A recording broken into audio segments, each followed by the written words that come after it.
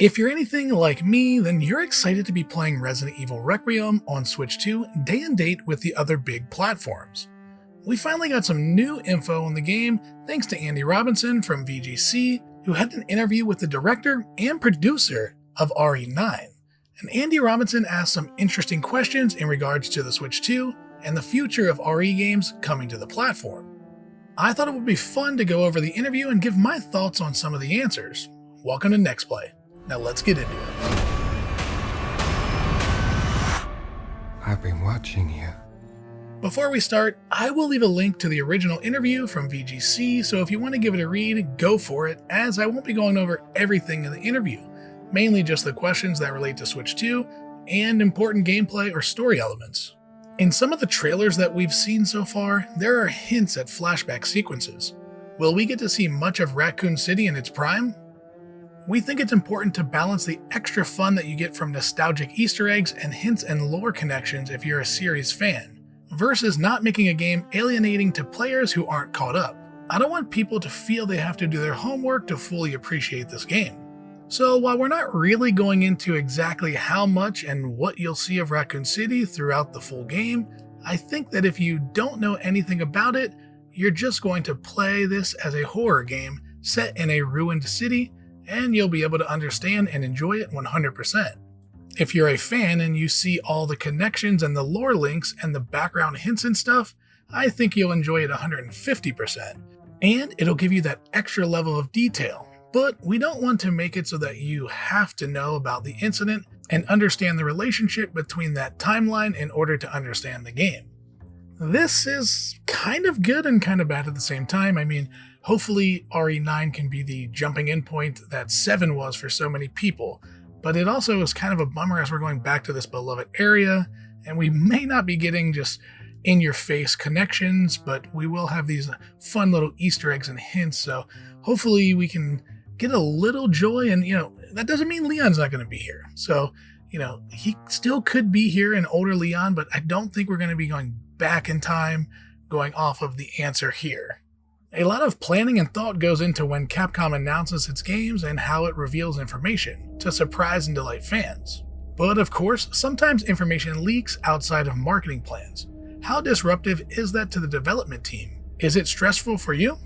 In a way, I can take it personally as a positive thing because of the fact that people are so interested that they want to see the information we haven't revealed yet, and then they start discussing online and speculating about things and reading those kinds of information. It shows a huge amount of interest and passion on behalf of the fans. So I can try to make my mind to take it as a positive thing that they really want to know more about the game because they ultimately want to buy it. That said, not all leaks are right. There are things out there that are wrong or on the right track or on the wrong track. So we don't really know until the game actually comes out whether it was disruptive to our plans or not, because it may not even be related to anything we're doing. It's cool to see behind the curtains that maybe leaks and everything don't actually ruin how a game plays, but as the leak culture kind of gets bigger and bigger as we want to know more and more information, kind of makes me less excited for games. I like to be surprised. I miss the good old days where, we wouldn't even know that this game was coming to Switch 2, but that was leaked as well as all the other RE Engine games that we only got 7 and 8, so there are still some surprises, but I think it's funny that, these guys see these leaks and some of them may be completely wrong, and I wonder what they think about that. Like, how did it go from RE9 to now we're going to be able to play as a zombie or something? That's not a real leak, but that's how leaks spread. I was going to ask how RE Engine has scaled to Switch 2, but it sounds like it went more smoothly than you expected.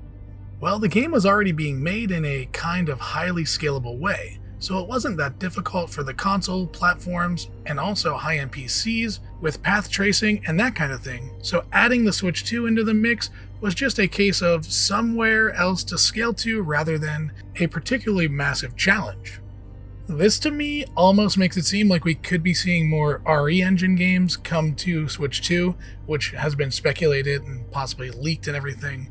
The fact that it is so scalable because we have things like the Series S all the way up to high-end PCs and everything in between, I'm not saying the Switch is as powerful as the Series S, but it's definitely maybe the lowest point, and let's be honest, we don't need 4K ray tracing and all this to enjoy our games. So this answer gives me hope that we might see more RE engine games, like maybe Monster Hunter Worlds or Wilds, come over to Switch 2 eventually. So has it always been a technical mismatch with the past Nintendo platforms? I'm interested to know whether Capcom sees Resident Evil as a good fit for the Nintendo audience. Is Requiem more of a test or a starting gun for the series on Switch 2? Nothing is set in stone for the future of the series, but we always have in our mind that we want to bring games in the Resident Evil series to as many players as we can, and we'll factor that into any future decisions about hardware platforms. Nothing really to add to this other than, if we buy the game, maybe they will just try to bring more stuff over. It's one of those things to where, are people actually going to play it on Switch 2? I guess it all depends on if we can take it on the go and it runs smoothly in handheld. But hopefully the future of the series will grow and grow and grow, and we'll get every game that we need from the Resident Evil series on Nintendo platforms. One of the big topics at the moment around Switch 2 are the game keycards. As a team making one of the most technically intense Switch 2 games so far, is data streaming an issue when you're putting a game onto a card, as some other developers have suggested? Basically, are game keycards a developer's consideration or a publishing one? It's not a development decision for us, it's more of a sales strategy decision. I looked around to see if the game has officially been announced as a game keycard or a game on the card, and I actually can't find anything, but hopefully the game will be under 64 gigs so we can get the full game on the card. Now, that's the only way I'm kind of interpreting this question, or this answer I should say, because sales show that more people buy the game cards, not the key cards. But I guess it all comes down to how big the game actually is and if they can fit it on an actual game card. Capcom actively adds new technology features to its RE engine with each title, in theory benefiting future games. So could the groundwork putting Requiem on Switch 2 in theory benefit future titles? I don't know yet, because we're still making it. But it's true that's how we work. Our original Village prototype taught us about things we needed to do for Requiem, and putting out Kimitsugame Path of the Goddess on Switch 2 allowed us to bring the know-how from that project onto this one. When we release and finish Requiem, we will then pass forward the learnings and know-how from this game, but we're not quite there yet. There's a team dedicated to RE engine and cross-project idea sharing, so they do that work for us. If in the process of development we learn something, they can take that straight away. It's a very efficient process. What can you tell me about the decision to release RE7, Village, and Requiem all at the same time? What was the thinking behind that decision rather than staggering those releases? Actually, Village was the first game we prototyped and tried out on Switch 2 hardware when we first got the kit. We had cloud versions originally for Resident Evil 7 that ran on the first Nintendo Switch, so we had a bit of a baseline there for the hardware itself, its processor, at least, and Village running natively on Switch 2 was such a smooth process that we thought, oh, well, we can look at Requiem as well. That, as we said, went smoothly, so we had 2 of the 3 kind of working at that point, and we were like, well, let's go the whole hog and add in 7. It just made sense to us to release them all at the same time when Requiem comes out, so that in one go you can go from having these games on Switch 2 to if someone is a new player and they want to check out the 3 most recent games in the series, they can just jump in. You can go from the new game or start at 7 and go through to 9. I still really don't understand this whole logic behind releasing them all at once, especially if Village is already running on Switch 2. Wouldn't you rather have all the games on Switch 2 to get these new players into the new game before the brand new game comes out? I mean, even if they're, $40, you're looking at a game that's going to be $70 and then $80 total, unless there's a nice combo pack that has them at a lower price.